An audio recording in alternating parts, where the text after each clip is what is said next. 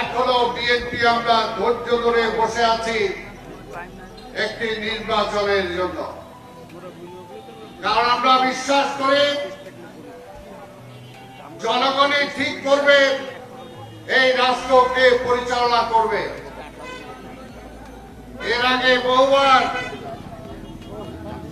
বিএনপিকে বিভিন্ন ভাবে ক্ষমতা শেয়ার করার জন্য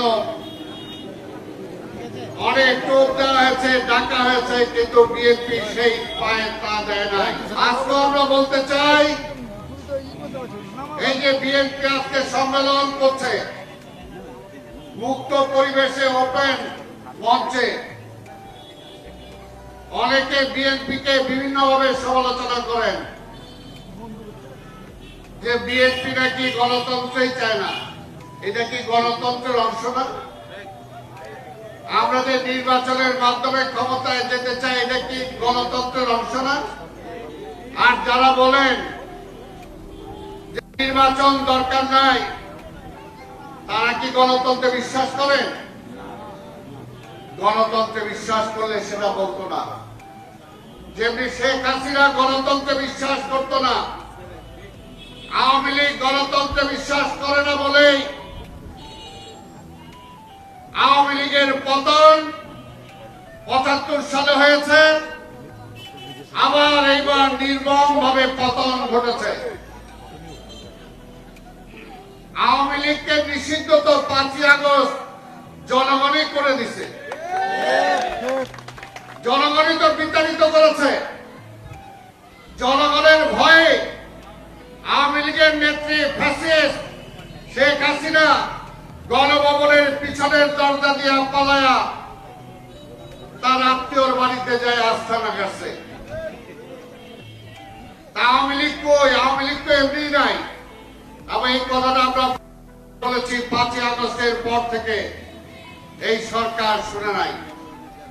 আমরা বলেছি শেখ হাসিনা পালালেও তার দোসররা এখনো বাংলাদেশের ক্ষমতায় আছে।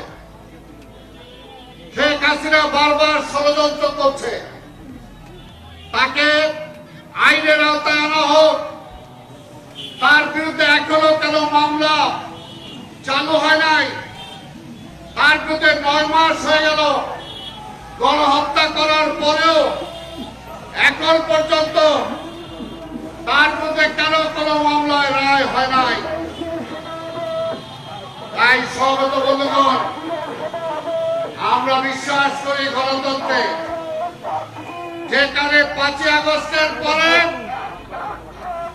তারেক রহমান যদি সেই সময় নির্দেশ না দিত যে আওয়ামী লীগ এত অত্যাচার করেছে, সেই আওয়ামী লীগের উপরে কোনো প্রতিশোধ দেওয়া যাবে না, তাহলে বাংলাদেশে রক্তের হোলি খেলা হতো।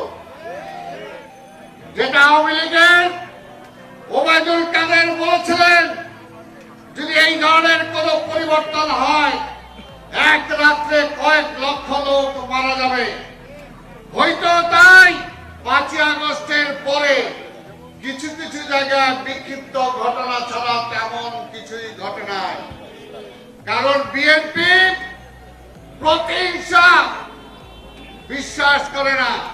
স্বাধীনতার পরে শেখ মুজিবুর রহমান এই দেশকে জঞ্জালে রূপান্তরিত করেছিলেন, দুর্ভিক্ষের দেশ হিসাবে রূপান্তরিত করেছিলেন, তলাবিহীন ঝুড়ি হিসাবে এই দেশকে রূপান্তরিত করেছিলেন।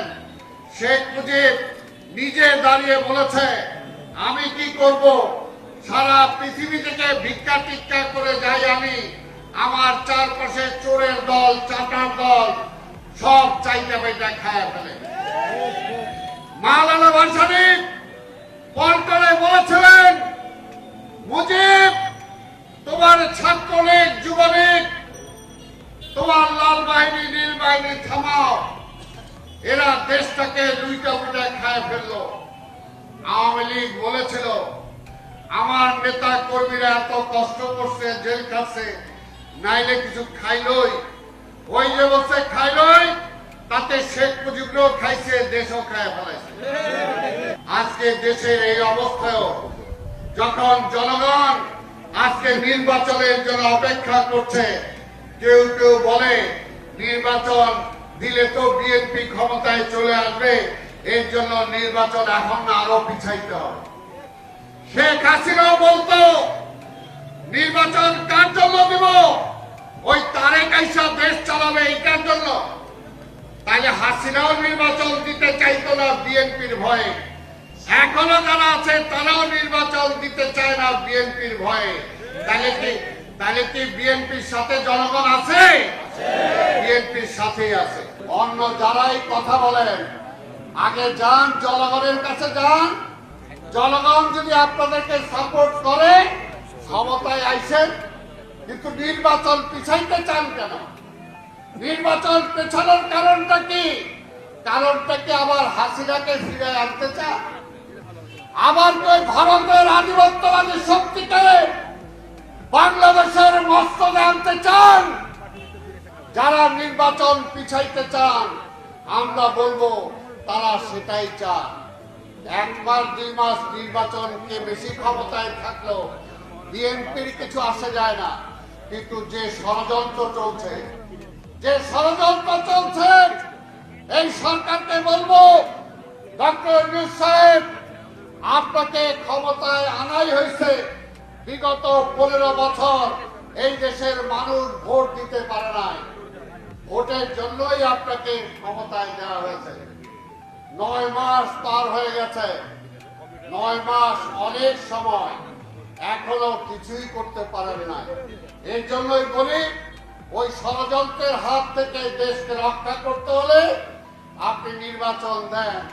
ওই অন্য সমস্ত দল যারা লাফাইতেছে, ভাই আমাদের কোনো আপত্তি নাই, 1টা 2টা কেন 10টা দল করেন। যারাই আজকে যে অবস্থায় যদি দল করেন, জনগণ যদি আপনাকে চায় আপনি ক্ষমতায় যাবেন, অসুবিধাটা কি? বিএনপি তো জোর করে ক্ষমতায় যাবে না। বিএনপি তো বলে নাই নির্বাচন ছাড়াই আমাদের ক্ষমতায় দিয়ে দেন। 5ই আগস্টে শেখ হাসিনা বিদায় নেওয়ার পরে তারেক রহমানের নেতৃত্বে বাংলাদেশের সকল দলকে নিয়ে বিএনপি ক্ষমতায় যেতে পারত, কিন্তু বিএনপি সেই ক্ষমতায় যেতে চায় না। ক্ষমতায় যেতে চায় জনগণের ভোটে। কাকে ভয় দেখান?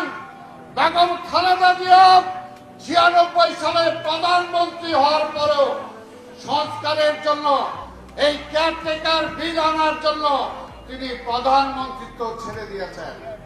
শেখ হাসিনা বলেছিলেন স্বরাষ্ট্র মন্ত্রণালয় সহ যে কয়টা মন্ত্রণালয় চান বেগম খালেদা জিয়া দিয়ে নেন, তবু আসেন মিলে জুলে চালায়। বেগম খালেদা জিয়া রাজি হন নাই।